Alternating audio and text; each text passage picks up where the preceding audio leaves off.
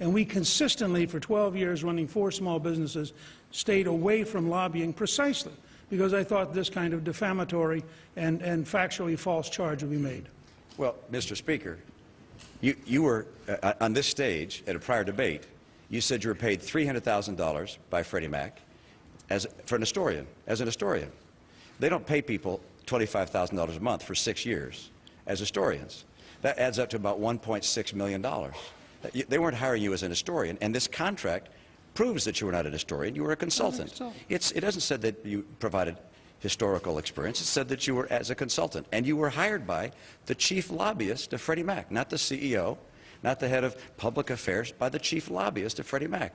You also spoke publicly in favor of these GSEs, these government-sponsored entities, at a very time when Freddie Mac was getting America in a position where we'd have a massive housing collapse. You could have spoken out aggressively. You could have spoken out in a way to say, these guys are wrong, this needs to end. But instead, you were being paid by them. You were making over $1 million.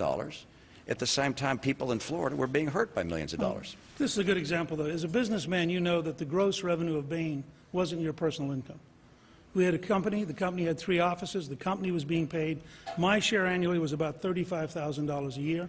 And the fact is, I offered strategic advice, largely based on my knowledge of history, including the history of Washington.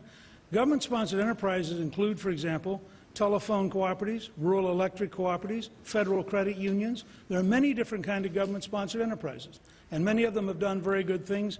And in the early years, before some people, particularly Jim Johnson and other Democrats, began to change the model, you could make a pretty good argument that in the early years, those housing institutions were responsible for a lot of people getting a lot of good housing. There's no question about that, but we're talking about one. We're talking about Freddie Mac. Right. And that one did a lot of bad for a lot of people. And you were working there, making over $1 million for your entities controlled and owned by you. Owned by you. I don't know whether 100% owned by you, but I presume owned by you, over $1.6 million.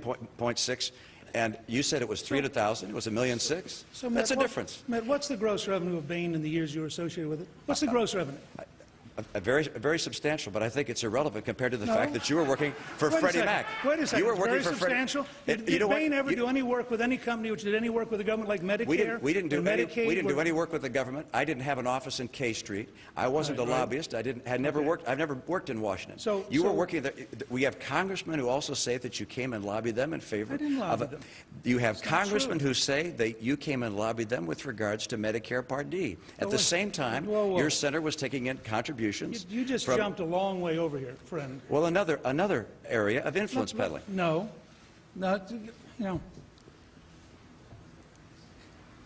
Let me be very clear, because I understand your technique, which you used on McCain, you used on Huckabee, you used consistently. Okay, it's unfortunate, and it's not going to work very well because the American people see through it. I have always publicly favored a stronger Medicare program. I wrote a book in 2002 called Saving Lives and Saving Money. I publicly favored Medicare Part D for a practical reason. And that reason is simple. The U.S. government was not prepared to give people anything, insulin, for example, but they would pay for kidney dialysis.